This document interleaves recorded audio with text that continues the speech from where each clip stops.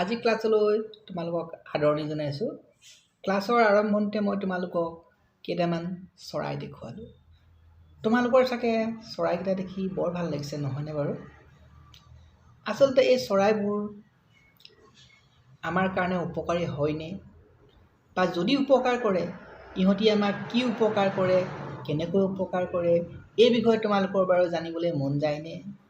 তেতিয়াহ'লে আহাচোন, আজি আমি পঞ্চম শ্ৰেণীৰ অংকুৰণ পাঠ্যপুথিখনৰ দ্বিতীয় পাঠ পক্ষী আৰু মানুহ এই পাঠটোকে আলোচনা কৰোঁ। সাধুটোৰ নাম হৈছে পক্ষী আৰু মানুহ। এখন দেশত সৰ্বধনু নামৰ এজন ৰজা আছিল। তেওঁ আছিল চিকাৰ প্ৰিয়।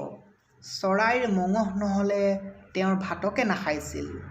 তেওঁ সদায় ধনুকাঁড়েৰে কপৌ, শালিকা, বগলী আদি চৰাই বধ কৰিছিল। এদিন মধুকৰ নামৰ এজন যুৱকে ৰজা সৰ্পধনুক এই কামৰ বাবে তিৰস্কাৰ কৰি ক'লে, মহাৰাজ, ভোজনৰ তৃপ্তিৰ বাবে চৰাই মৰাটো আপোনাৰ উচিত হোৱা নাই। আপুনি বোধকৰোঁ জানে যে পক্ষীকুল মানুহৰ বাবে অতি উপকাৰী। শালিকাৰ নিচিনা চৰাইবোৰে পথাৰৰ শস্য নষ্ট কৰিব পৰা কীট-পতংগবোৰ ধৰি খাই খেতি-বাতি ৰক্ষা কৰে। আচলতে চৰাইবোৰ খেতিয়কৰ পৰম বন্ধু। গতিকে মহাৰাজ, প্ৰজাৰ মংগলৰ বাবে আপুনি চৰাই চিকাৰ কৰিবলৈ এৰি পেলাওক। যুৱকজনৰ কথা শুনি ৰজাৰ বৰ খং উঠিল। খঙৰ ভমকত তেওঁ যুৱকজনক কোনোমতেহে নমৰাকৈ থাকিল। ৰজাই কিন্তু চৰাই-চিৰিকটি মাৰিবলৈ নেৰিলে। ফলত ৰাজ্যত পক্ষী নিধন কাৰ্য অব্যাহত থাকিল। সেইকাৰণে চৰাইবোৰেও ভয় খাই সেই ঠাই এৰি আন দেশলৈ গুচি গ'ল। দেশত চৰাই-চিৰিকটিৰ সঁচ পাবলৈ নোহোৱা হ'ল। মনৰ দুখত মধুকৰো এদিন দূৰণিৰ ৰাজ্য এখনলৈ গুচি গ'ল। সেই ৰাজ্যৰ ৰজাজনৰ সন্তান বুলিবলৈ আছিল মাত্ৰ একেজনী ছোৱালী। তাইৰ নাম মাধৱী।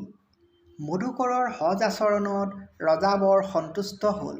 সেয়েহে তেওঁ নিজৰ একমাত্ৰ সন্তান মাধৱীক মধুকৰৰ সৈতে বিয়া দি তেওঁক সেই ৰাজ্যৰ ৰজা পাতি দিলে।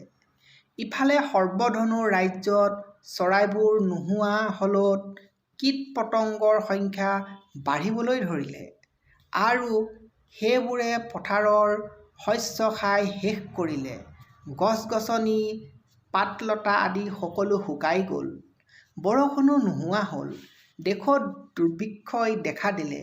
ৰজা-প্ৰজা সকলোৱে খাদ্যৰ অভাৱত পৰি ভিক্ষা কৰিবলৈ বাধ্য হ'ল।